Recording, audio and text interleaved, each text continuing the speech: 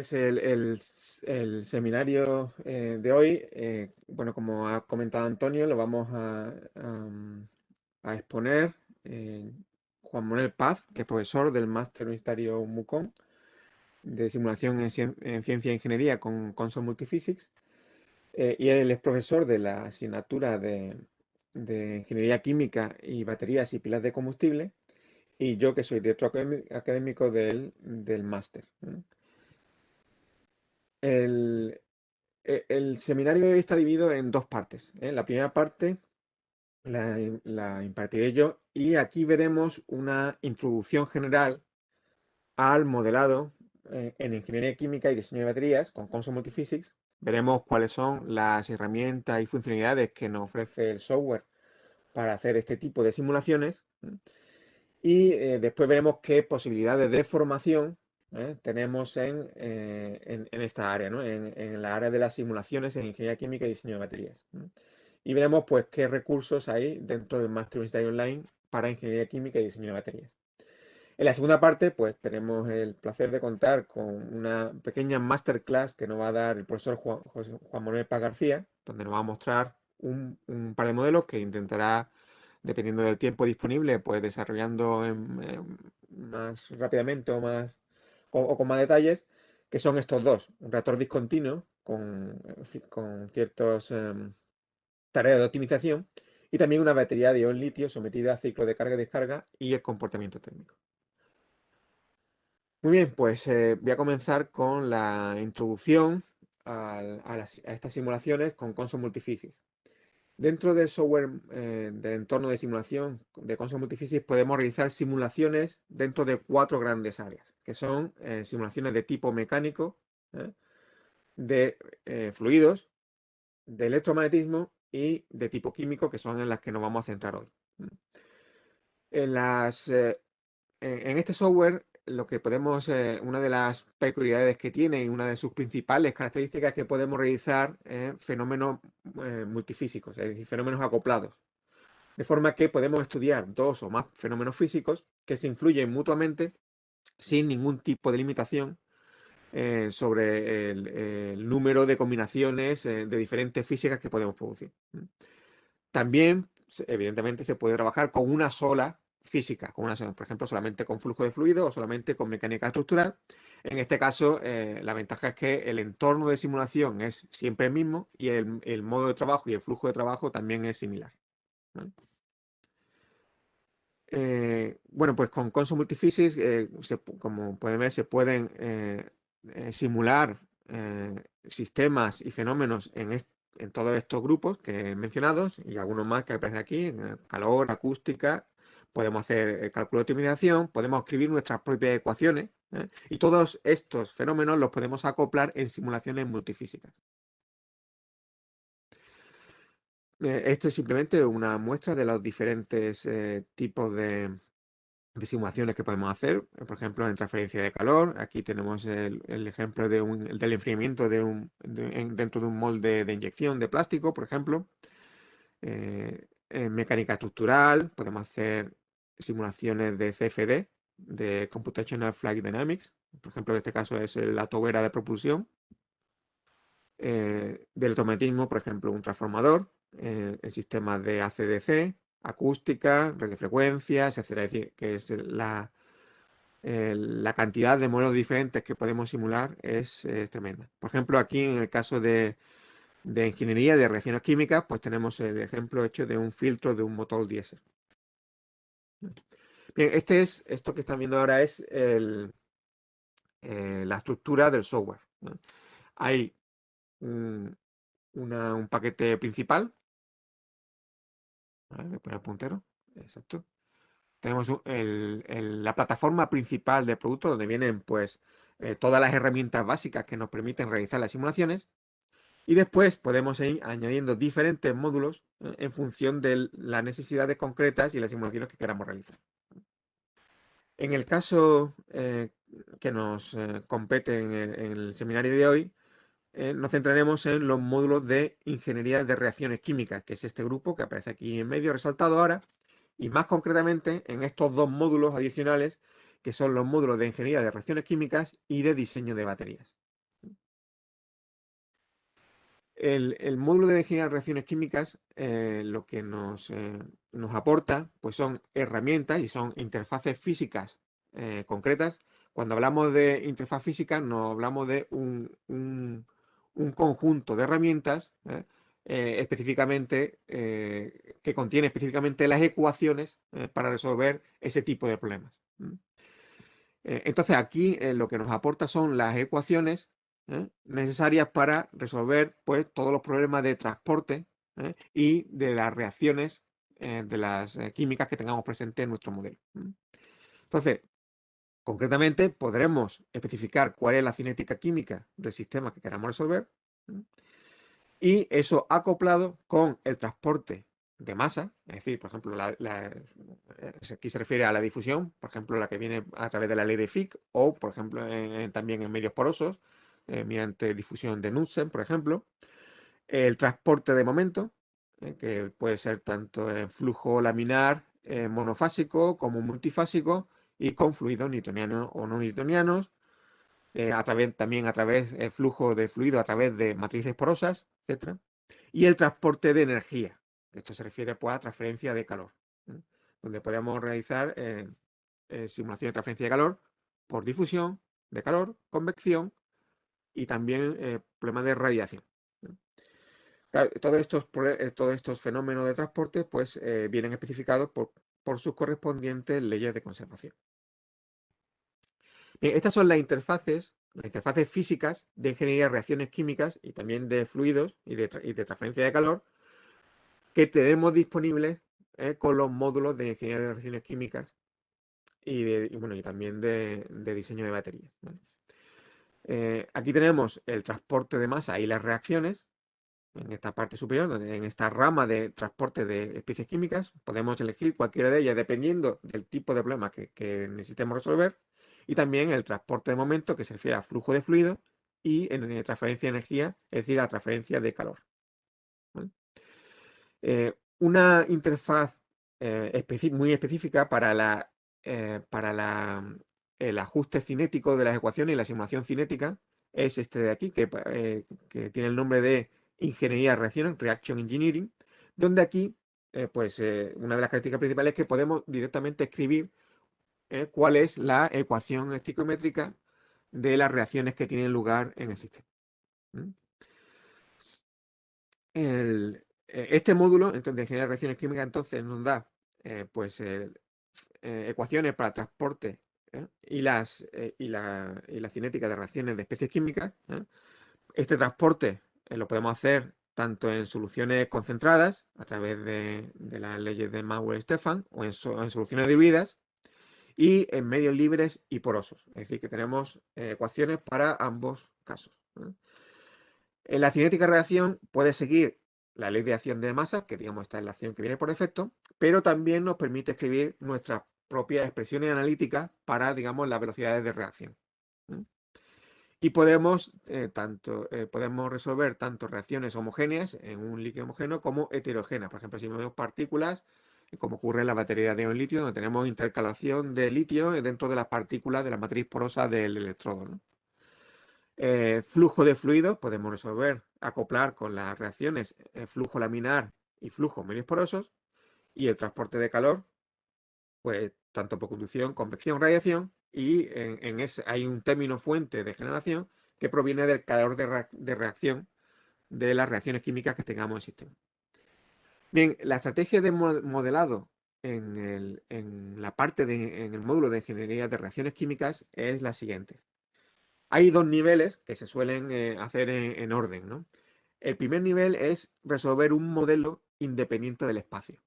Eso significa que vamos a suponer que tenemos un reactor perfectamente homogeneizado y vamos a resolver la cinética química de todas las reacciones que tenemos en el sistema, suponiendo ese reactor perfectamente mezclado, un reactor ideal perfectamente mezclado como este que tenemos aquí. Tenemos diferentes opciones para este reactor, por ejemplo, con una entrada y una salida, etcétera, ¿vale? Y aquí lo que hacemos es, pues, modelamos la cinética de reacciones, podemos comparar con nuestros experimentos teóricos, digamos, en reactores ideales, Y podemos calibrar de esa forma, por ejemplo, las velocidades de las constantes de la reacción que queremos simular. Una vez que tenemos ese primer estudio realizado, que en realidad para ese estudio lo que resolvemos son ecuaciones diferenciales ordinarias. O sea, no estamos resolviendo ecuaciones en derivadas parciales en el espacio. Eso lo hacemos ya en el segundo paso. Es decir, podemos exportar y a partir de toda esa cinética química hacer un modelo dependiente del espacio, donde ya tendremos variaciones de un punto a otro en las concentraciones, tendremos el flujo, el acoplamiento con el flujo de fluido existente en el sistema y también pues con el transporte de masa por difusión y si es necesario, pues también la generación de calor y la transferencia de calor. Por ejemplo, cuando pasamos de este sistema que tenemos aquí arriba perfectamente mezclado a un modelo ya dependiente del espacio, donde ya modelamos el agitador, modelamos el flujo de fluido y tenemos todas las ecuaciones perfectamente acopladas. ¿Vale?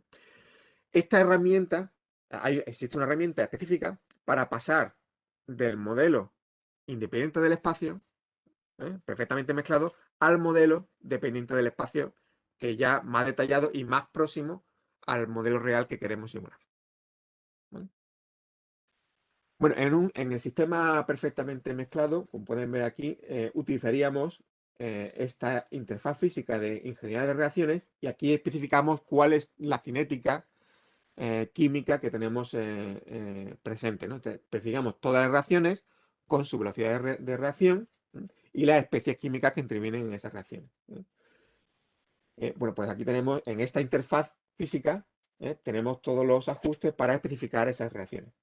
De hecho, podemos escribir directamente la reacción estequiométrica, ¿vale?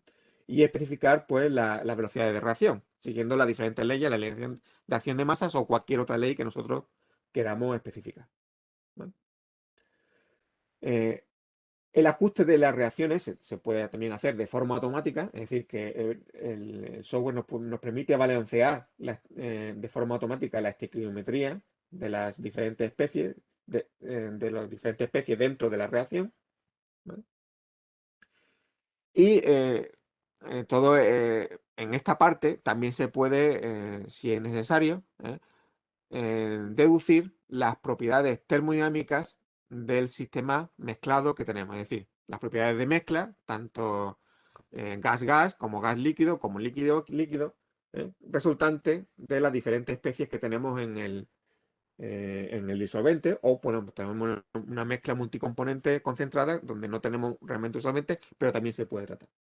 Entonces, hay unas herramientas termodinámicas con una base de datos para calcular pues los calores de reacción, el calor de formación, las capacidades térmicas del sistema reactivo, la viscosidad, densidad, es decir, todos los parámetros que vamos a necesitar cuando pasemos al modelo dependiente del espacio. ¿De acuerdo? Por ejemplo, necesitaremos la viscosidad y la densidad, pues para poder resolver el flujo de fluido dentro del sistema donde tengamos estas reacciones. ¿Vale? Podemos hacer mezclas líquidas, mezclas gaseosas y bueno, mezclas también de gas líquido y líquido y líquido. Para calcular estas propiedades de mezcla, pues podemos utilizar diferentes modelos que existen en la biología y que se utilizan en la práctica y que pues, la mayor parte de ellos ya vienen implementados, o los más usuales vienen implementados dentro del módulo de ingeniería de reacciones químicas, que son pues estos que ven aquí. Ya dependiendo del sistema concreto y de cuál sea pues las recomendaciones para el tipo de reacciones que uno tenga, pues elegirá uno de estos modelos que están presentes en la base de datos. Hay también para un modelo de agua-vapor que utiliza el estándar de la International Association for the Properties of Water and Steam, que nos permite calcular las propiedades reales del gas para vapor cerca del punto de saturación, cerca del punto crítico. Nos permite calcular cuál es la compresividad real de esa mezcla gaseosa, bueno, en este caso vapor y agua. Y no, pues esto se puede aplicar pues, para sistemas en los que tengamos producción de vapor o vapor sobrecalentado. y o para encontrar las propiedades líquidas del líquido cerca del punto de ebullición. ¿Vale? Bueno, toda esta parte de para calcular las propiedades termodinámicas se hace aquí en la parte de definiciones globales, aquí donde podemos definir nuestros sistemas termodinámicos que después utilizaremos cuando pasemos a un modelo dependiente del espacio. ¿Vale? Bueno, se puede hacer una correspondencia entre las especies que se utilizan en el sistema termodinámico y las especies que están reaccionando dentro de la interfaz física de ingeniería de reacciones. Hay una herramienta para hacer esa correspondencia. Y también el sistema termodinámico lo podemos definir desde cero, pero los sistemas más usuales pues ya vienen predefinidos. Por ejemplo, aire seco, una mezcla gaseosa, aire húmedo y también pues el sistema de vapor-agua. ¿Vale? Estos sistemas termodinámicos que creamos aquí en la parte de definiciones globales, los podemos exportar, los podemos generar y crear un material a partir de esa termodinámica que hemos definido anteriormente.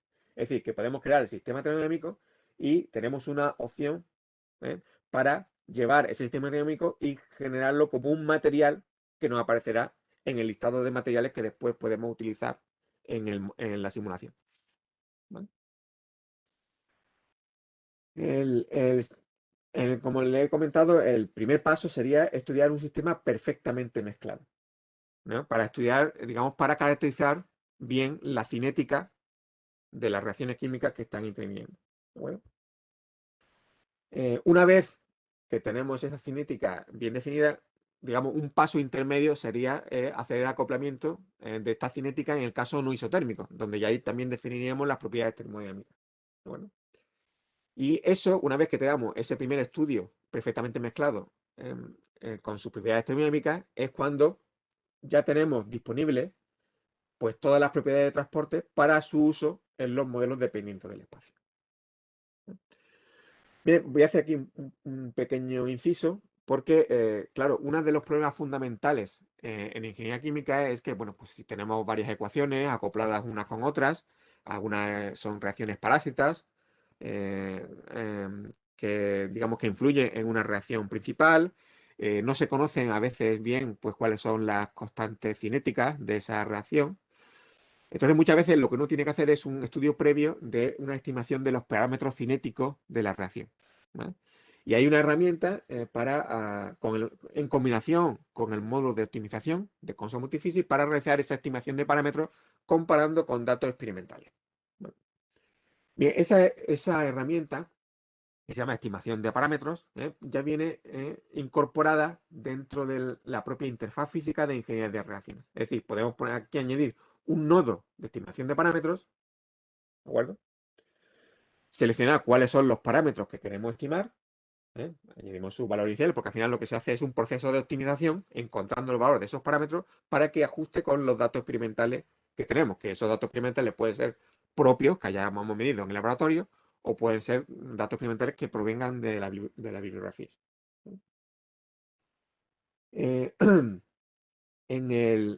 en ese propio nodo de estimación de parámetros podemos cargar los datos experimentales, o sea, podemos hacer un link al archivo donde tenemos nuestros datos experimentales, ¿de acuerdo? Diciendo cuáles son las columnas que vamos a utilizar, ¿vale? Y cuando hacemos el cálculo, un primer estudio es hacer el proceso de optimización que nos permite encontrar esos parámetros que ajustan los datos experimentales. Y después ya se hace el cálculo de la cinética con esos parámetros ajustados. Bien, una vez que tenemos toda la cinética bien caracterizada y bien reproducida, podemos pasar a generar el modelo dependiente del espacio. Que tenemos también una herramienta aquí para generar ese modelo. Ese modelo lo que hace es exportarnos toda la química que ya tenemos bien estudiada y establecida, exportarla a un modelo ya en 3 dimensiones o en 2 dimensiones o en las que necesitemos. Donde añadimos las físicas para el transporte de especies, es decir, si es en soluciones diluidas o en soluciones concentradas y qué modelo de transporte vamos a utilizar, el flujo del fluido, si es flujo laminar, con newtoniano, no newtoniano, es multifásico o monofásico, etcétera, o si es turbulento, en caso que tengamos también el módulo de dinámica de fluidos, y también qué transferencia de calor, si es transferencia de calor en fluidos, si hay una combinación de transferencia de calor en fluidos y en sólidos, o si es una transferencia de calor en medios porosos, etcétera. ¿Vale? Entonces, aquí elegimos todo eso, todas esas especificaciones, y esta herramienta nos genera automáticamente el modelo dependiente del espacio. ¿De acuerdo? Donde toda la parte, toda la termodinámica, ¿vale? Y las propiedades de transporte, ¿sí?, se copian del estudio que hemos realizado en el sistema perfectamente mezclado. ¿Vale? Lo que pasa es que ahora ya va a ser propiedades que dependen de un punto a otro en el espacio. ¿Vale? Las propiedades de transporte voy a ir un poquito más rápido porque mm, tengo que dejar tiempo para la masterclass de Juan Manuel. El transporte se puede hacer, pues en el caso de soluciones diluidas, que es el más sencillo, donde tenemos un solvente y pues el resto de las especies químicas pues son solutos, ¿no? Cada uno de estos solutos, como están diluidos, pues no interaccionan entre sí, de forma, esa de interacción es despreciable, solamente interacciona con la molécula del solvente, ¿vale? En este caso podemos resolver el transporte utilizando la ley de Fick, y bueno, y si tenemos pues medios porosos, pues utilizando difusión de Nussbaum dentro del medio poroso. También podemos resolver transporte en soluciones multicomponentes concentradas, bueno, donde todas las especies interactúan entre sí, y las propiedades de mezcla se calculan a partir de la concentración local que hay en cada punto, ¿vale? Bueno, claro, en este caso, por ejemplo, la densidad de la solución es una suma promediada de toda la densidad de especies, que no tiene tampoco que ser una suma proporcional, sí, porque puede haber propiedades de mezcla que sean no lineales.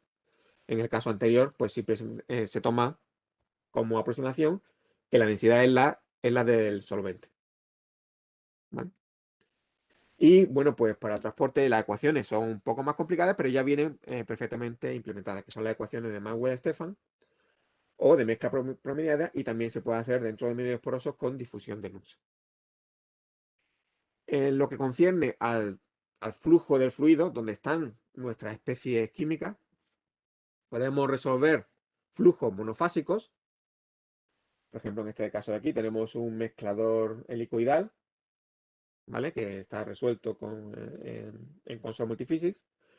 Y podemos utilizar fluidos newtonianos y fluidos no newtonianos. Por ejemplo, tenemos efectos como el Charles thinning, donde la viscosidad disminuye con la velocidad de cizalla o aumenta si tenemos fenómeno de Charles thickening, etc. ¿Vale? También podemos resolver flujos multifásicos. Por ejemplo, en el caso que tenemos dos fases separadas por una interfase. Y aquí tenemos disponibles dos métodos para el flujo multifásico, que son level set y phase fill. Podemos resolver flujo no isotérmico, donde tenemos en cuenta, por ejemplo, la convección natural, ¿vale? Y también, bueno, los cambios de densidad debido a los cambios de temperatura, también se tenían en cuenta aquí. Flujo de Stefan, en el caso de que tengamos flujo a través de canales porosos, ¿vale? Tanto en el caso multicomponente, ¿vale?, como en el caso diluido, para soluciones concentradas y soluciones diluidas, bueno, y flujo en medios porosos.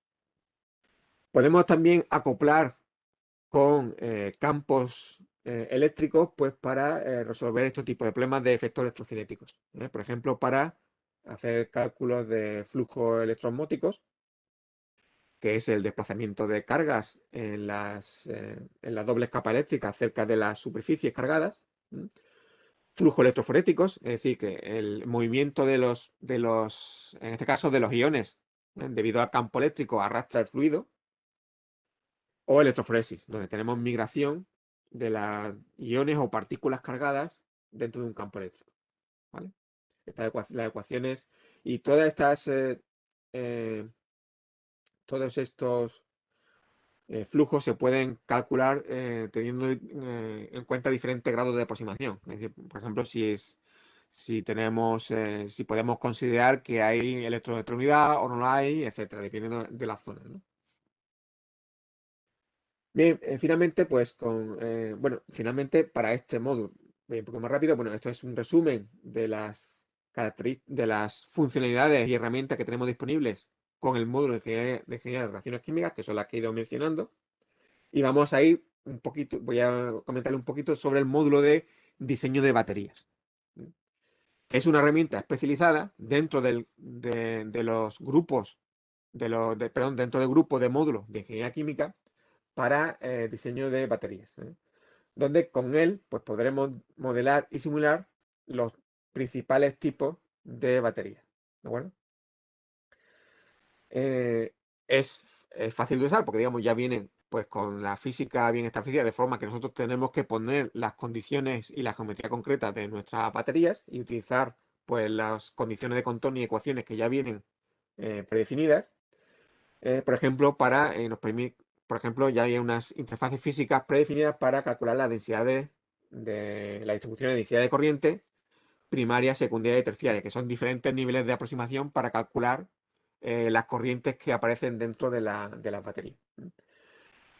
Hay herramientas ya para simular electrodos porosos y electrodos de difusión de gas, y para el electrolito que hay entre los electrodos, porque sean electrolitos tanto diluidos como concentrados. Y estas interfaces físicas de baterías se pueden acoplar pues con las interfaces físicas para flujo de fluido y transferencia de calor. ¿De acuerdo? Donde también podemos incluir la generación de calor debido a las reacciones electroquímicas. ¿Vale? Bueno, las baterías específicas que ya vienen para poder simular son las baterías de iones de litio-aire, pues esta que aparece aquí, de níquel metal hidruro, de iones de litio, baterías de estado sólido, plomo ácido, níquel cadmio, etc. También algunas baterías de flujo, por ejemplo, vanadio redox y de plomo ácido solubles. Y como herencia, porque antes estaban juntos, este módulo junto con el de pilas de combustible, pues como herencia también con este módulo se pueden resolver algunas pilas de combustible, por ejemplo, membrana de intercambio de protones, de óxido sólido, etc. ¿De que se pueden resolver también con este módulo. Y en el módulo hay diferentes modelos que corresponden a diferentes aproximaciones que podemos hacer de la batería. Tenemos modelos heterogéneos que serían, digamos, los más detallados, ¿de acuerdo? Que sería un modelo 3D, donde resolvemos el transporte de todas las especies y la cinética la cinética electroquímica de todas las especies y los potenciales eléctricos. Y luego tenemos un modelo tridimensional, ¿de acuerdo? Con todas las ecuaciones acopladas.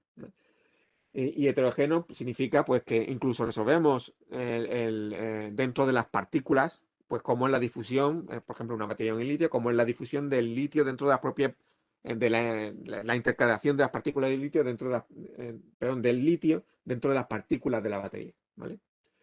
Podemos también, en un segundo nivel, utilizar modelos homogéneos, utilizando, por ejemplo, el modelo de Newman, que después el profesor Juan Manuel Paz nos ejemplificará. ¿De acuerdo? Al final, el siguiente paso de homogeneización. Podemos utilizar también baterías de una sola partícula, donde digamos que consideramos cada electrodo como si fuera una sola partícula que tiene propiedades homogéneas, cada electrodo, ¿de acuerdo? Pero podemos poner la cinética independiente para cada electrodo, o ya en el nivel máximo de simplificación, que también lo podemos hacer, pues tendríamos pues un modelo de circuito evidente con parámetros localizados. Bueno, se llama con parámetros localizados, parámetros agrupados, etcétera. Donde pues, lo que tenemos es un circuito equivalente que representa nuestra batería. ¿Vale?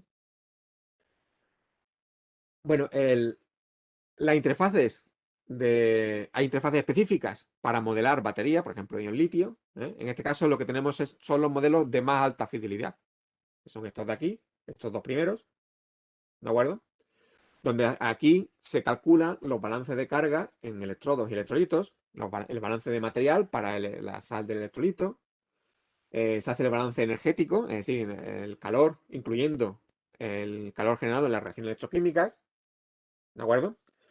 Se hace también el balance de materia en las especies intercalantes dentro de las partículas de los electrodos, ¿vale? Etcétera, ¿de acuerdo? Y también se puede simular baterías, por ejemplo, para en este caso, para baterías de ionio de litio y baterías con electrolito binario genéricas, ¿de acuerdo?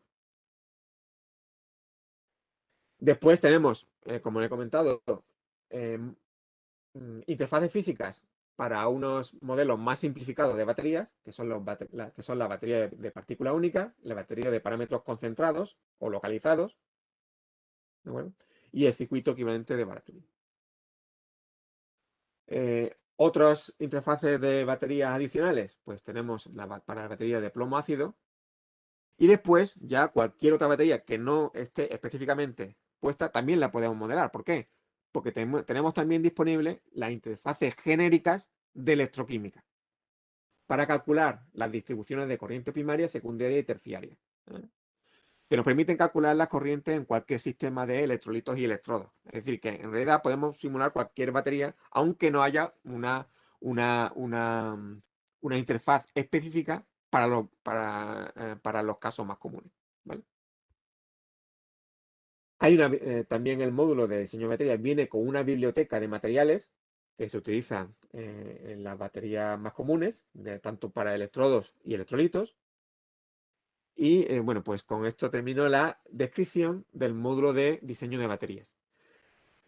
Voy a terminar esta presentación de esta primera parte del seminario, pues hablando sobre qué posibilidades de formación existen ¿eh?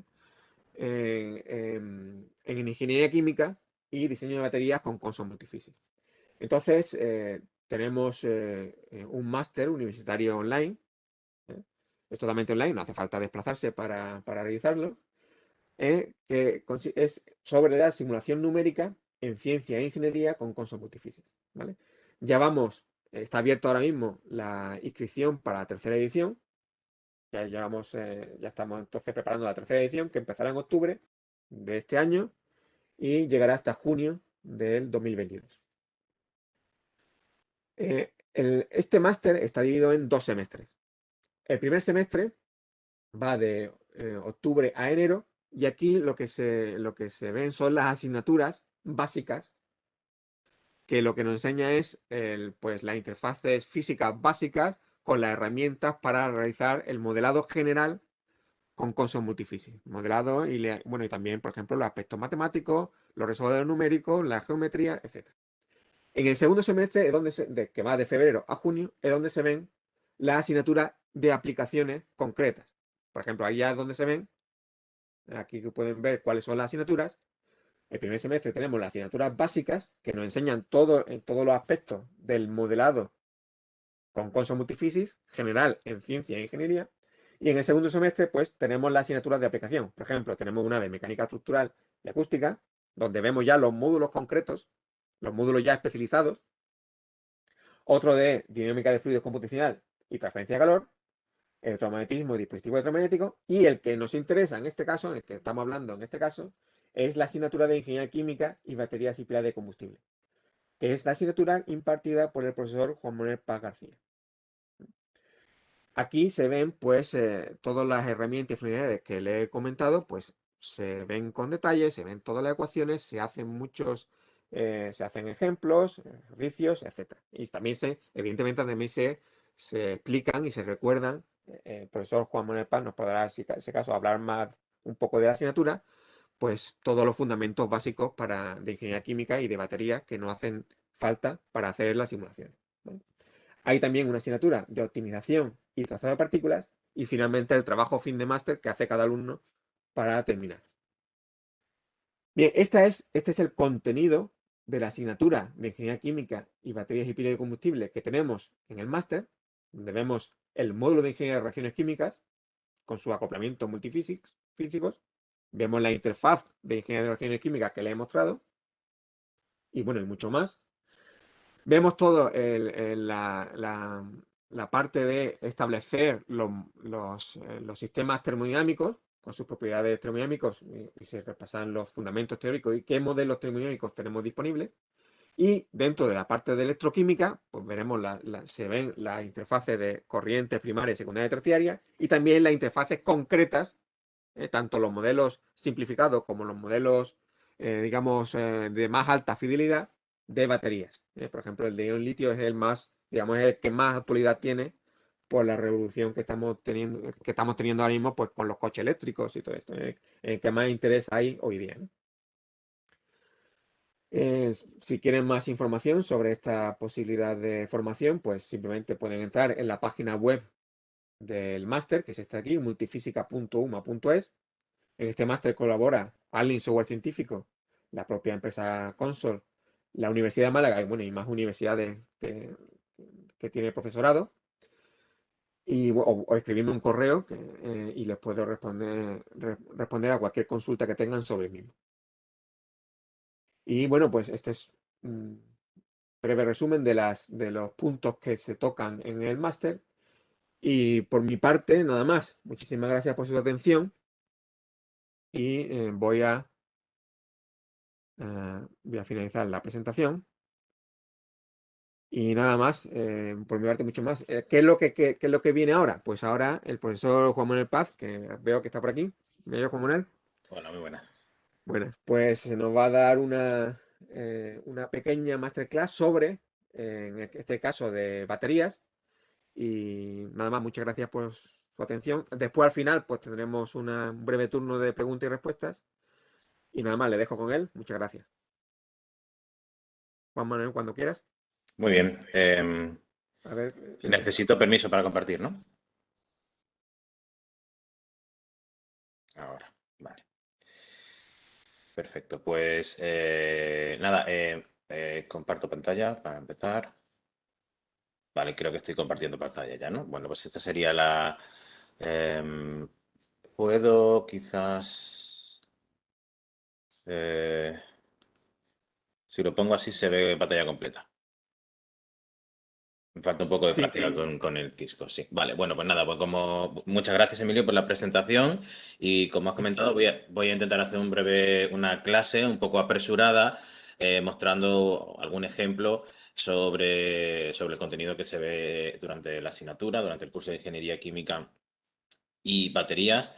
Y bueno, pues como vamos un poco apurados de tiempo, yo voy a intentar hacerlo rápido, pero si veo si ves, Emilio o Antonio, que me extiendo demasiado, pues me dais un toquecito, ¿vale? En principio, voy a empezar con un problema básico de ingeniería química que se trata de modelar una reacción química en un reactor discontinuo.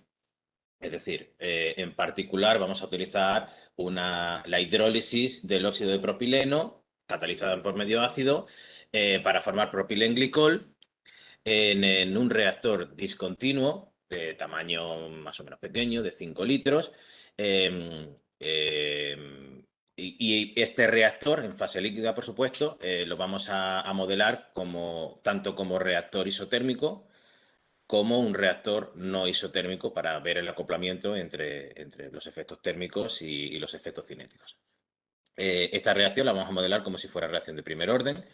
¿Se ve mi puntero o lo tengo que activar? ¿Puedes ver mi puntero, Emilio? Sí, se ve bien. Perfecto, muchas gracias. Bueno, pues entonces vamos a hacer vamos a considerar, se trata de una disolución de un reactivo, el óxido de propileno, disuelto en una disolución acuosa, donde los reactivos son dos, el propio óxido de propileno y el agua, pero el agua, al ser el disolvente, se va a considerar que está en exceso y por lo tanto la reacción va a ser una reacción de pseudo primer orden, con dependencia solamente de la concentración del óxido de propileno. Y vamos a utilizar la ecuación de Arrhenius para ver la dependencia de la ecuación cinética con la temperatura, conociendo los parámetros del factor preexponencial y de la energía de activación correspondientes a esta reacción química. En particular vamos a utilizar, bueno, hay muchos, en la interfaz de ingeniería química o de ingeniería de la reacción química de Consol te permite utilizar diferentes tipos de reactores químicos, de flujo pistón, de mezcla perfecta, continuo, discontinuo y por supuesto los reactores no ideales. Vamos a empezar con quizás el más sencillo, que es el reactor discontinuo de tanque agitado, supuesto mezcla perfecta. Se suele representar con es un tanque, es un depósito, en este caso en fase líquida, bien agitado. En el centro tenéis un esquema un poquito más complejo, donde se pueden ver, bueno, pues sería un tanque donde tendría diferentes bocas que se pueden meter no solamente la varilla agitadora, sino también sensores o la entrada de los diferentes reactivos. Y se puede apreciar el encamisado. El encamisado consiste en un depósito que envuelve al depósito principal, por el cual se hace circular un fluido que su objetivo es controlar la temperatura de la reacción. Es decir, es un intercambiador de calor acoplado al reactor químico. Y a la derecha podéis ver una foto de un sistema que sería en escala de laboratorio, de hecho es del laboratorio de nuestro departamento, laboratorio de prácticas. Se ve un reactor pequeño de tamaño quizás un par de litros, que se ve que tiene un doble cristal, es decir, se ve claramente el depósito para el fluido refrigerante calefactor, el intercambiador de calor. Podemos ver que tiene una serie de dispositivos, un sensor de temperatura, un condensador para evitar la salida de gases, el motor para la varilla agitadora y además tiene los tubos que conectan con este depósito auxiliar que está termostatizado para fijar una determinada temperatura de reacción y pues controlar la temperatura a la que queremos llevar a cabo el proceso. Este reactor puede ser operado de manera continua o discontinua, dependiendo de si el reactor discontinuo se carga, se lleva a cabo la reacción y cuando termina se descarga, mientras que el reactor continuo tendría entradas y salidas de forma continua y normalmente se operaría en estado estacionario. Ahora se me Ahora, escucha, sí, ¿no? Perfecto. sí. Perfecto, estaba cambiando de pantalla. Pues ahora estoy compartiendo, se debería de ver la interfaz de Console Multiphysics y voy a empezar con un modelo desde cero. Este modelo, bueno, pues vamos a hacer el asistente de modelo y vamos a hacer un modelo en 0 dimensiones, utilizando la interfaz de ingeniería de reacción química que podéis encontrar en la física de transporte de especies químicas. Vamos a hacer un modelo en estado transitorio. ¿De acuerdo? Empieza el modelo y directamente se me abre un modelo en 0 dimensiones. Es un modelo en 0 dimensiones porque estoy suponiendo que es un reactor de mezcla perfecta. Es decir, en todos los puntos del reactor la concentración es constante y por lo tanto no me tengo que preocupar por las dimensiones espaciales en este punto de la investigación. Directamente me aparece señalado la física, ingeniería de reacción química, donde puedo empezar a modelar mi proceso. Bueno, pues para agilizar un poco el ejercicio, voy a cargar la lista de parámetros que tengo ya preparada. La lista de parámetros. Y voy a cargar también una serie de variables que voy a necesitar y que luego comentaré a medida que las vaya usando. Creo que las tenéis disponibles en el material que eso va a facilitar. Bueno, ahora voy a empezar a modelar mi reactor.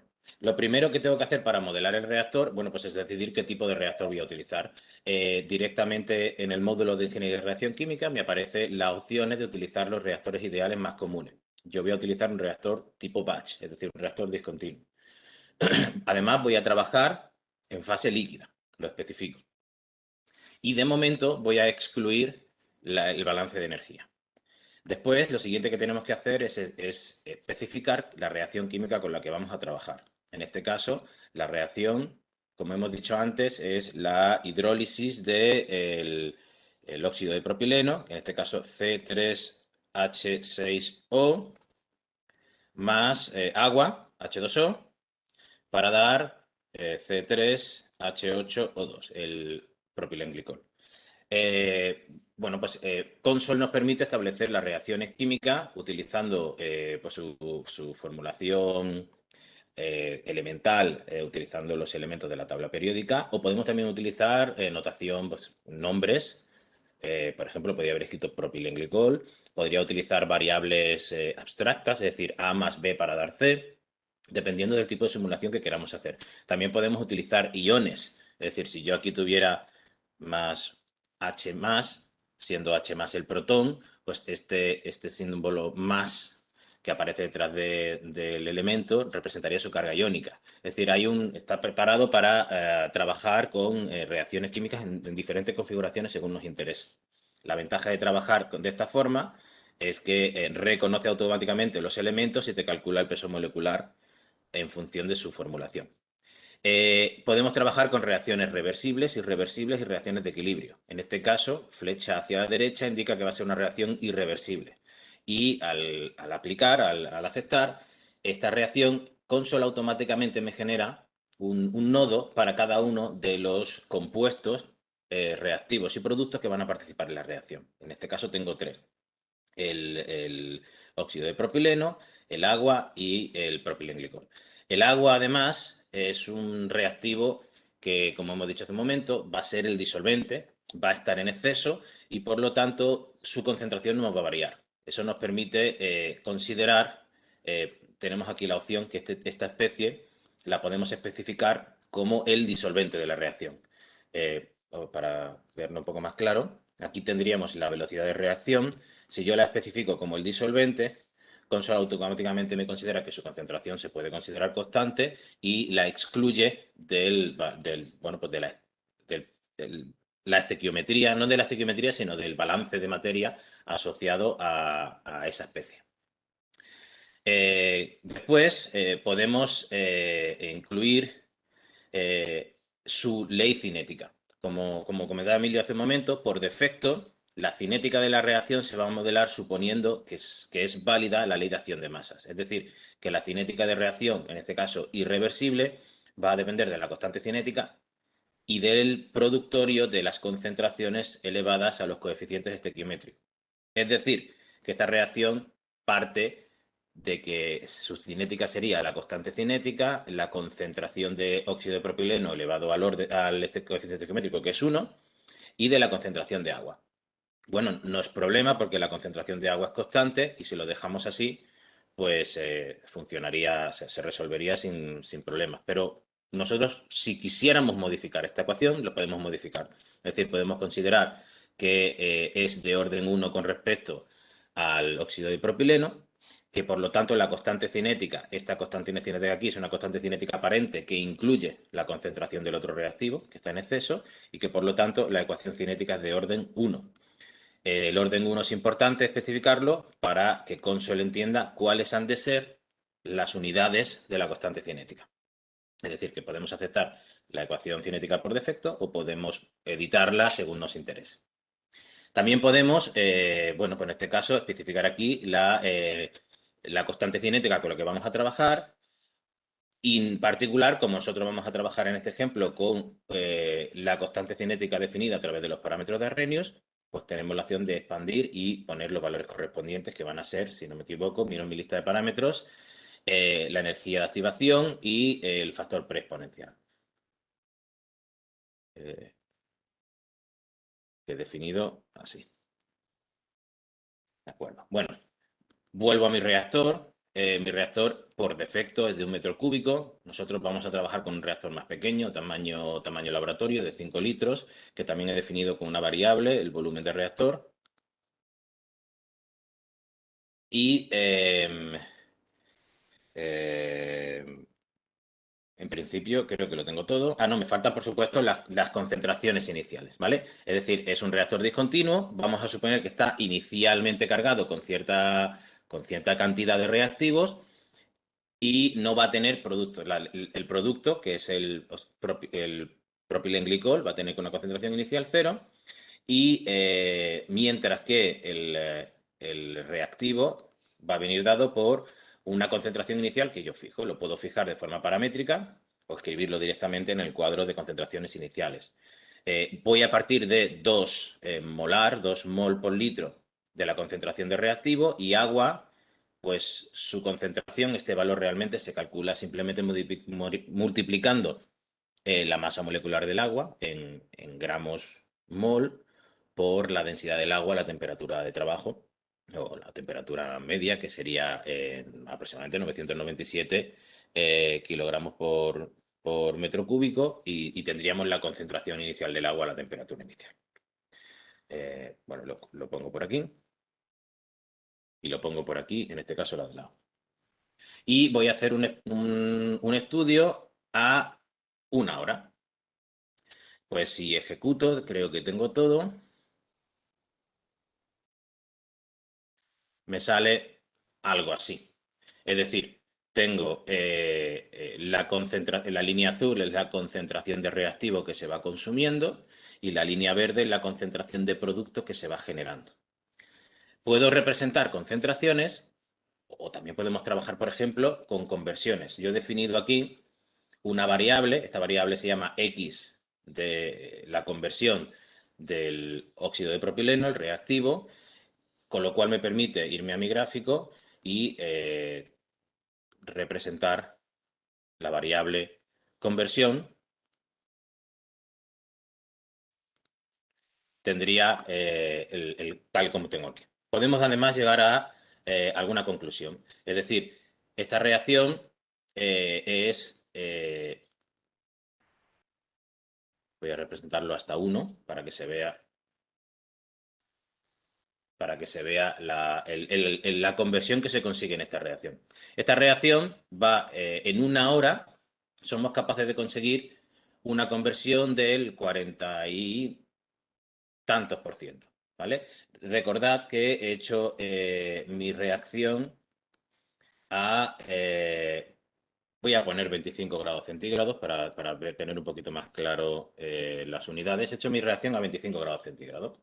Eso me ha llevado a una conversión, bueno, en este caso de 60 y tantos por ciento. Si es una reacción que es un reactor isotérmico, es decir, la temperatura no varía, en todo momento está a la misma temperatura, pero nosotros podemos hacer la reacción a diferentes temperaturas. Por ejemplo, podemos considerar que la reacción isotérmica a 10 grados. Pues si hacemos esta misma reacción a 10 grados en lugar de a 25, lo que vemos es que al mismo tiempo, en 1 hora, se consigue una conversión solamente incluso menor del 20% del reactivo. Si hiciera la reacción a una temperatura más elevada, por ejemplo a 55 grados,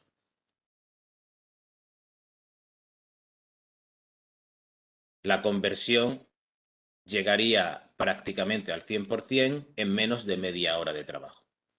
¿Vale? Entonces, ¿qué estamos viendo? Estamos viendo que la ecuación cinética, que está definida a través de los parámetros de Arrhenius, es muy sensible a la temperatura de trabajo. Y por lo tanto, este tipo de reacción tendrá que llevarse a cabo con mucho cuidado sobre la temperatura con la que estamos trabajando. Más aún, voy a volver a cambiar. Bueno, comentaba que aquí tenía un resumen de las 3 simulaciones que acabo de comprobar para demostrar la dependencia de la temperatura, lo sensible que la reacción es con respecto a la temperatura. Pero además ocurre una particularidad, que no solamente la reacción es muy sensible a la temperatura, sino que la reacción además es una reacción exotérmica. Eso quiere decir que cada vez que la reacción tiene lugar, se produce con un desprendimiento de calor, como consecuencia de la diferente energía interna, la entalpía, que tienen los reactivos y los productos. En este caso en particular, esta reacción es bastante exotérmica y se produce cierta liberación de calor cada vez que llevamos a cabo la reacción. Si estuviéramos trabajando con un reactor isotérmico, como el que acabo de mostrar, se supone que, pues de alguna manera, se consigue eliminar todo el calor que se genera en la reacción para mantener la temperatura de los reactivos y de los productos constante durante todo el proceso. Se puede ver el caso opuesto, el caso radicalmente opuesto, que sería considerar que el reactor está perfectamente aislado térmicamente y todo el calor que se produce en la reacción lo absorben los propios productos, o sea, el medio, el agua y los reactivos y los productos, y como consecuencia aumenta la temperatura. Pero esto tiene, o sea, si se tiene en cuenta esto, ocurre un efecto acoplado, que es que la cinética de la reacción depende de la temperatura y, por lo tanto, a medida que la reacción ocurre y se genera calor, el calor que se genera se absorbe y acelera la reacción química. Esto sería lo que podremos observar en un reactor adiabático. Y si lo que tenemos es un reactor encamisado, pues ahí tenemos los dos procesos ocurriendo de forma continua. Es decir, una fracción del calor generado será absorbido por los propios productos compuestos, los reactivos y el medio acuoso, aumentará la temperatura y acelerará la reacción, y una fracción del calor generado se intenta disipar utilizando un fluido refrigerante para controlar la temperatura de reacción. Vamos a ver si podemos modelar esto más o menos.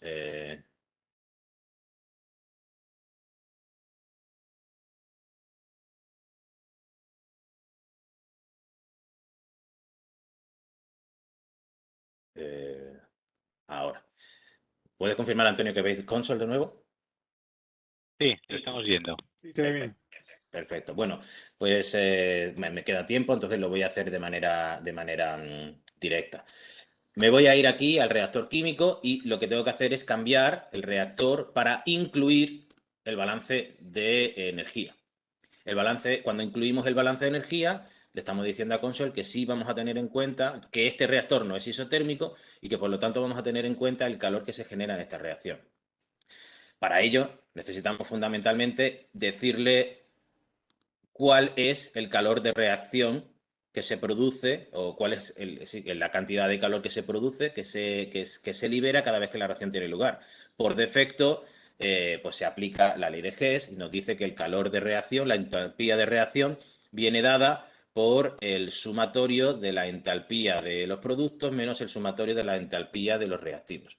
La entalpía de los productos y la entalpía de los reactivos se puede calcular a partir de sus valores de referencia y su C sub P. En este caso lo hemos hecho, hay varias maneras de hacerlo, pero lo he hecho de manera especificando variables, funciones que determinan la entalpía de cada uno de los tres componentes en función de la temperatura, que viene dado por un valor de referencia a 20 grados, que se tiene de bibliografía, y por el valor de la capacidad calorífica de ese componente y la diferencia de temperatura con respecto a la temperatura de referencia. Pues conocidas estas tres variables, las podemos especificar para cada uno de los componentes aquí, en su correspondiente valor de entalpía C3H6O, donde además necesitamos poner, para que pueda tener en cuenta el calentamiento de este componente, su capacidad calorífica, la capacidad calorífica de cada uno de los componentes. La especifico para el óxido de propileno, la especificaría, bueno, podéis ver aquí que hay diferentes formas. Una de las formas es incluir los parámetros en el formato NASA para que calcule de manera automática el C sub P con respecto a la temperatura. Yo voy a suponer que en este caso la variación de la capacidad calorífica, especular la capacidad calorífica con respecto a la temperatura es en el intervalo de temperatura en el que estoy trabajando es despreciable y por lo tanto se puede considerar constante.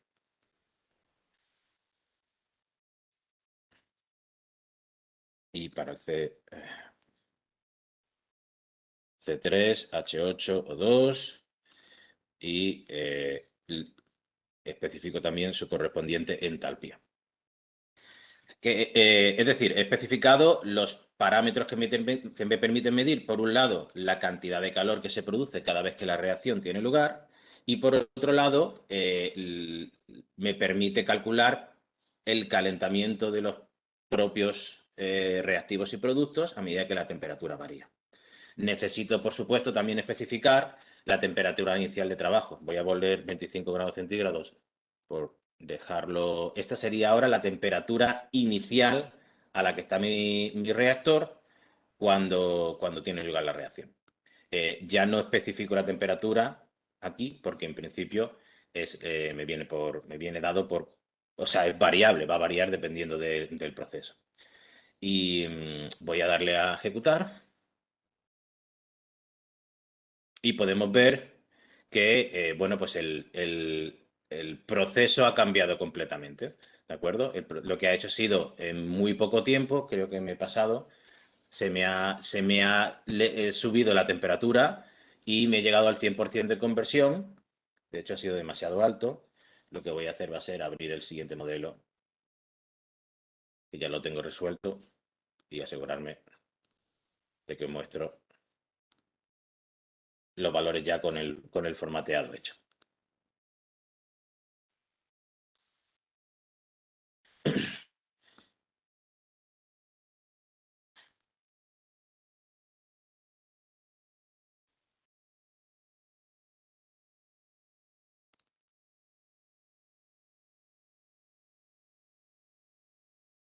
Bueno, aquí lo que he hecho ha sido, para acelerar un poco el trabajo, he hecho un poco de formato de los gráficos para poder mostraros no solamente la conversión, sino también la temperatura, cómo evoluciona en función del tipo de proceso con el que estoy trabajando. En este caso, de nuevo, si tengo un reactor adiabático, el calor que se intercambia con el medio es cero. Y en esas condiciones, la reacción, la temperatura, inicialmente a 25 grados, sube radicalmente como consecuencia del calor que emite el propio reactor o la propia reacción, y la conversión se acelera y llega, por ejemplo, hasta al 100% de nuevo en menos de media hora.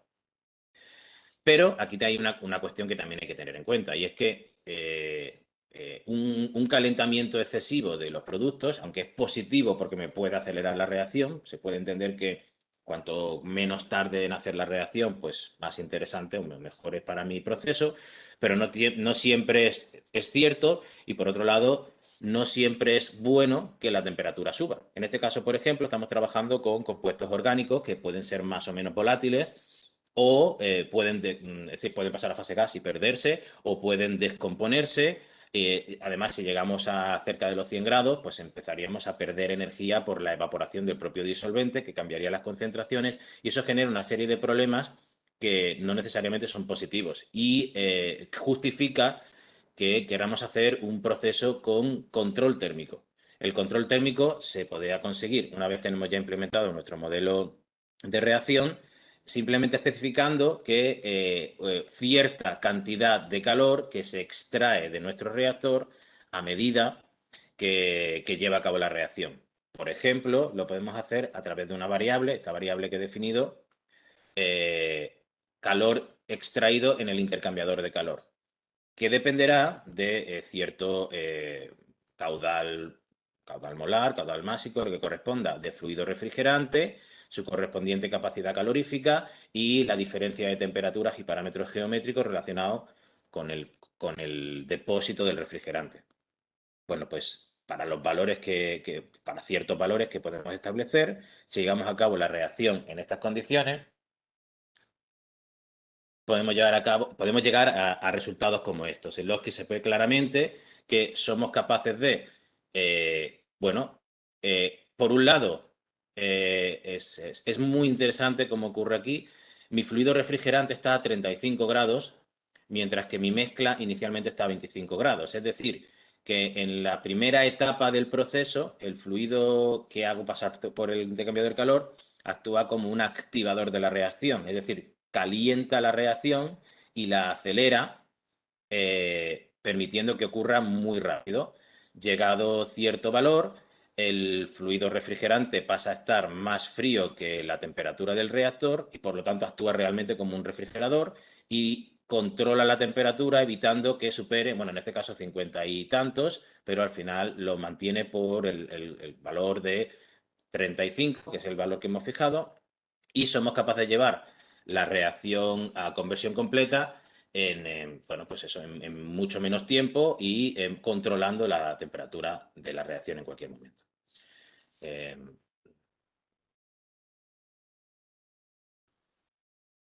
Mostraros el resumen aquí, que serían más o menos los tres casos. Sería el caso cuando no se tiene un reactor isotérmico ideal, no se tiene control de temperatura, ni siquiera se incluye la entalpía de reacción, el calor emitido por la reacción.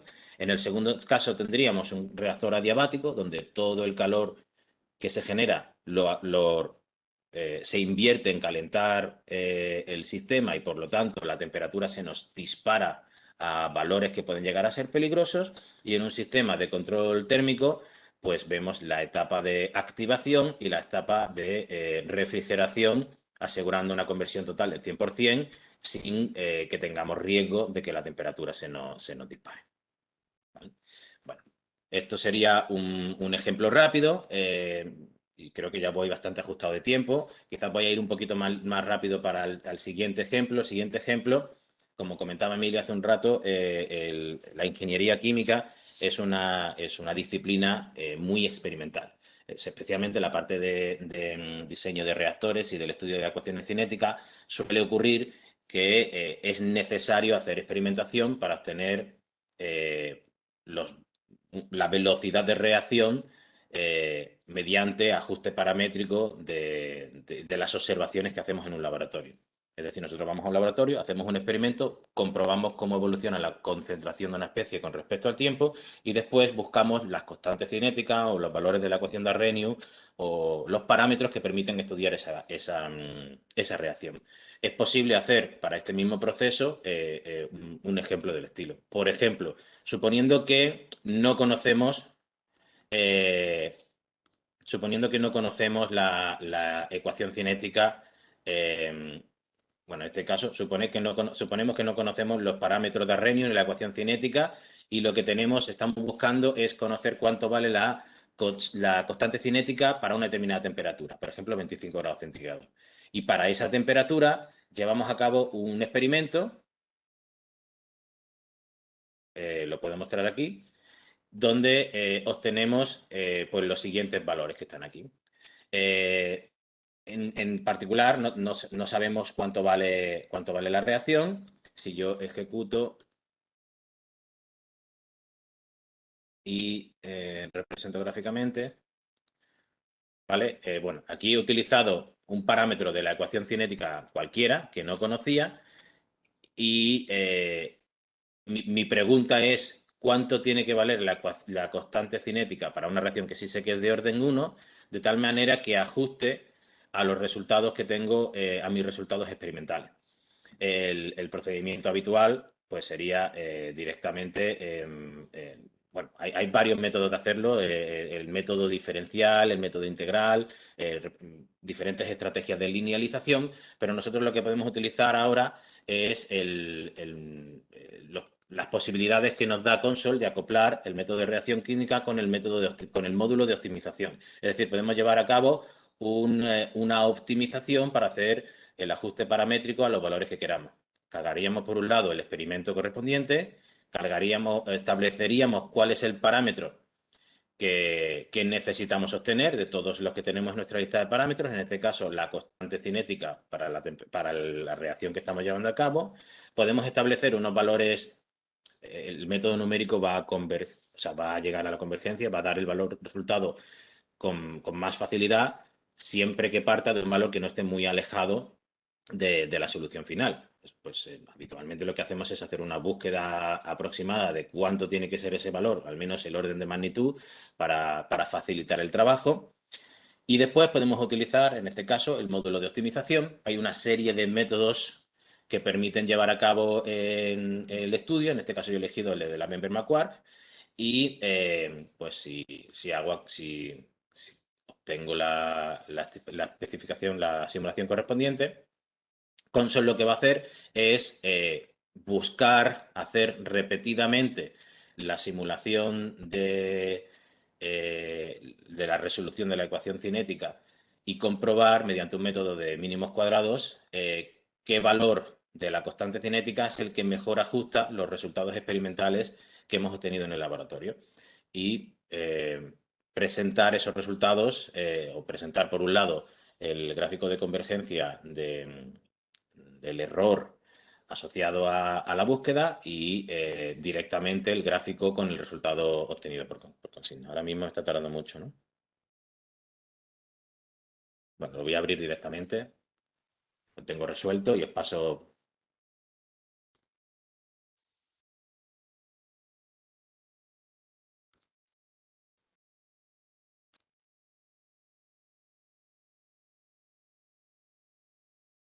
El resultado correspondiente, que sería el que he mostrado al principio. Por un lado, veríamos que empieza con un valor cualquiera y en diferentes iteraciones va buscando el valor hasta que encuentra el valor. Aquí ha salido 2,90 y pico por 10 a la menos 4, y con ese valor en particular representamos gráficamente la velocidad de reacción con respecto al tiempo a esta temperatura, y vemos que en estos datos experimentales, que tienen pues cierto error, algunos están un poco por encima, otros por debajo, pero en general esta ecuación cinética es una ecuación obtenida por ajuste con los valores que queremos. Y esta es una estrategia bastante útil dentro del campo de la ingeniería química al diseño de reacciones. Bueno, ¿me da tiempo, Emilio o Antonio, a contar un poco más de baterías o deberíamos terminar la sesión?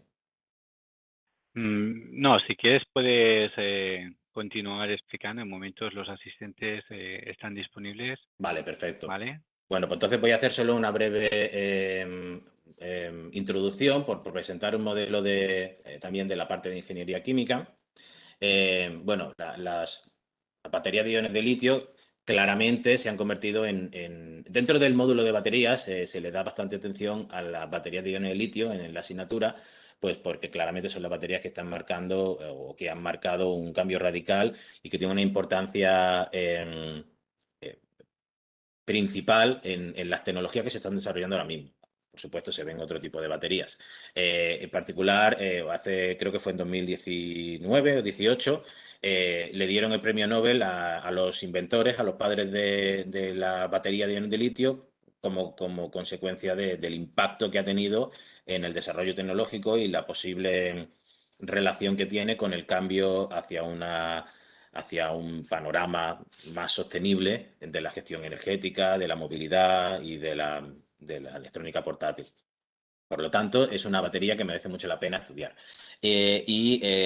Pues el proceso de batería de iones de litio se puede estudiar en diferentes puntos de vista. Como ha comentado Emilio, se pueden hacer modelos más rigurosos, de alta fidelidad, o se pueden hacer modelos más simplificados, en el que consideramos simplemente pues, el voltaje entre bornas y la capacidad de carga para hacer simulaciones más rápidas. Una de las cosas más interesantes es el acoplamiento térmico entre los procesos electroquímicos que están ocurriendo en la batería y el calentamiento que se puede ocurrir en las baterías como consecuencia de su funcionamiento. Y es muy importante porque hay muchísimas empresas y muchísimas instituciones interesadas en estudiar esto, ya que es uno de los principales motivos por los que se producen fallos en las baterías. Por un lado, la batería se deteriora y al cabo de cierto tiempo ya pierde su capacidad de carga, pierde prestaciones. Y por otro lado, puede incluso, en ciertas ocasiones, producir un accidente, es decir, que lo que se conoce como el thermal runaway, que es un fallo térmico y que puede incluso producir llama o una pequeña explosión o una gran explosión.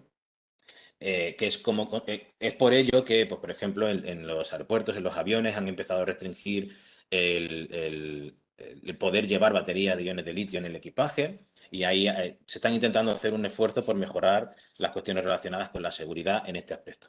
Entonces, el acoplamiento térmico y electroquímico de las baterías es un temario que le damos especial interés en el curso por ser por ser puntero y por ser especialmente moderno ahora mismo, y hay muchas empresas interesadas en conocerlo bien.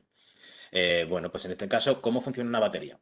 Una batería cilíndrica como la que tenemos aquí, hay diferentes formatos. Si la desenrollamos, si la abrimos y la desenrollamos, consiste en una serie de materiales que están enrollados sobre sí mismos para formar un cilindro, pero al final se puede resumir en una especie de sándwich. Este sándwich tendría el ánodo y el cátodo, que son podemos aquí estos materiales de color negro, son aglutinados de pequeñas partículas de material activo, que se utiliza un pegamento, un aglutinante, para darle esta forma. Son láminas pequeñas de alrededor de 100 micras, 200 micras. Tendríamos el cátodo, que suele ser de grafito, aunque hay varios materiales. El ánodo, perdón, el cátodo, que hay también una gran cantidad de materiales, casi todos ellos son una combinación de óxidos metálicos que incluyen fundamentalmente cobalto, también níquel, manganeso, aluminio y algún otro, y un separador electroquímico que evita el transporte de electrones, es decir, evita el cortocircuito entre los electrodos, obligando a que sean los iones de litio los que pasan a través de este material poroso, pero no los electrones. Los electrones pasarían obviamente por el circuito eléctrico, produciendo la correspondiente corriente. El ánodo suele estar depositado o untado sobre un electrodo de cobre, y el cátodo suele estar sobre un electrodo de aluminio.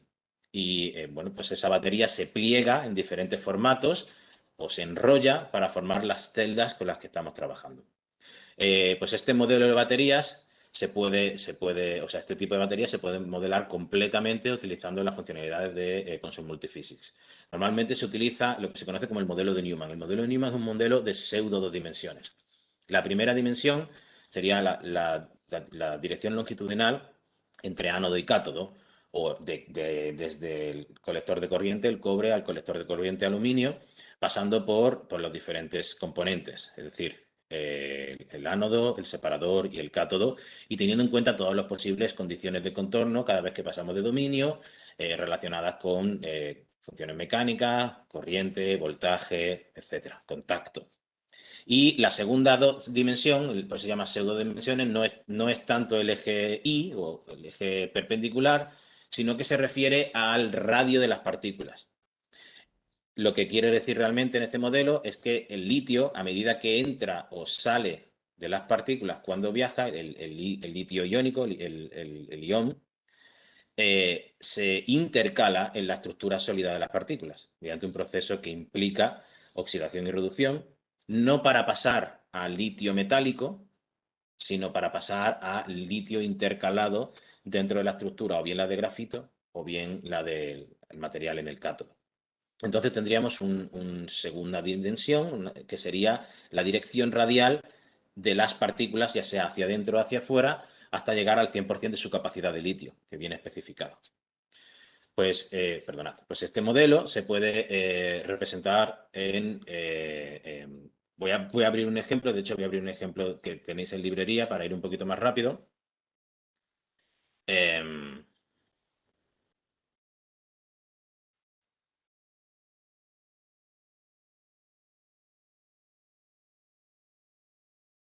está. Utilizando la correspondiente interfaz de batería de iones de litio. La batería de iones de litio, como podéis ver aquí, ya establece una geometría básica que es un intervalo lineal, donde tengo 3 tramos fundamentales. El tramo de la izquierda, que va a ser el ánodo, el tramo de la derecha, que es el cátodo, y el tramo intermedio, que lo defino como el separador electroquímico. Y en los 3 tramos habrá electrolito, es decir, el disolvente que permite el transporte iónico. Puedo definir cada uno de esos componentes, puedo definir cada uno de esos electrodos porosos, y puedo especificar qué fenómenos ocurren en esos electrodos porosos. Es decir, puede haber, a nivel detallado, los modelos de alta definición pueden incluir sobrepotenciales en las ecuaciones, en las reacciones electroquímicas, fenómenos de acumulación de iones en doble capa difusa, produciendo un efecto de capacidad farádica, o sea, no farádica cerca de la superficie. Podemos tener en cuenta resistencias y sobrepotenciales de concentración, resistencias óhmicas, y una serie de procesos que de alguna manera tendrían un efecto en la variación de la temperatura, la pérdida de energía, directamente relacionada con la variación de la temperatura en la correspondiente batería, ¿no? En cada uno de los extremos, tanto en el ánodo como en el cátodo. Y una vez tenemos hecho nuestro modelo básico, es decir, de una dimensión, podemos extender, podemos hacer un acoplamiento a un modelo en 2 dimensiones. Es decir, este modelo que tenemos aquí representa un modelo simétrico de una celda, un cartucho de plástico o de cualquier otro material que contiene un media celda. Esta media celda que tendríamos aquí, este material que estoy señalando, se le asocia propiedades asociadas a la batería de ion de litio que he modelado rigurosamente en la interfaz anterior. Y después, utilizando un modelo de transmisión de calor y un modelo de flujo de fluido, podríamos modelar el aire necesario que tiene que pasar por este cartucho para evitar que el calor que emite la batería, que la batería se caliente como consecuencia del calor que emite cuando se utiliza. Para ello me voy a ir directamente a la representación de resultados. Voy a mostrar en qué consiste este modelo. Este modelo consiste en coger una batería, esa en particular, y llevar a cabo una serie de ciclos de carga y descarga. Por ejemplo, 3 ciclos consecutivos de carga y descarga a una velocidad de carga y descarga muy alta, es decir, usando la batería de manera intensiva. Entonces, hacer ese proceso de carga y descarga, podemos ver cómo sube y cómo baja el potencial de celda en el proceso, a la vez acompañando el proceso de carga y descarga. Pues estos procesos de carga y descarga implican un uso intensivo de la batería y por lo tanto implican un desprendimiento de calor. La batería se calienta y si no hacemos ningún proceso para evitar que se disipe ese calor, pues la temperatura, por ejemplo, aquí veríamos un delta de T, es decir, la variación de la temperatura con la temperatura de referencia inicial, pues en el primer ciclo se calienta, a diferencia de lo que pueda uno pensar, las baterías se calientan cuando se usan, tanto en carga como en descarga. Es decir, que la temperatura aumenta en el proceso de carga y si es una descarga intensiva, es decir, si estamos usando la batería para, por ejemplo, mover nuestro coche, eso también supone desprendimiento de energía, aumento de temperatura. En cada uno de los ciclos de carga y descarga consecutivos sin periodo de descanso, voy aumentando mi temperatura hasta llegar a puntos en los que puedo alcanzar pues una temperatura crítica, que son, por ejemplo, los 70, 65, 70, 80 grados de temperatura, puede suponer ya un riesgo para el funcionamiento de esa temperatura y puede producir un fallo térmico. Para mantener bajo control la temperatura en este caso, lo que se puede hacer es diseñar sistemas de refrigeración, como se ven aquí, es decir, sistemas multifísicos acoplados, en los que se establece determinado flujo convectivo de aire alrededor de la carcasa metálica de la batería y se controlan pues, la velocidad de flujo, el caudal correspondiente, la temperatura de entrada y otros parámetros para llevar a cabo una refrigeración de esta batería y permitir evitar que se alcance la temperatura crítica que pudiera producir el fallo térmico. Pues este tipo de modelos son muy interesantes, pues obviamente para la empresa de automóviles, para diseñar procesos de refrigeración de las baterías actuales, para estudiar modelos de deterioro y de fallo térmico y para prevenir sobre todo y establecer los diseños de cómo tienen que estar colocadas, situadas, refrigeradas y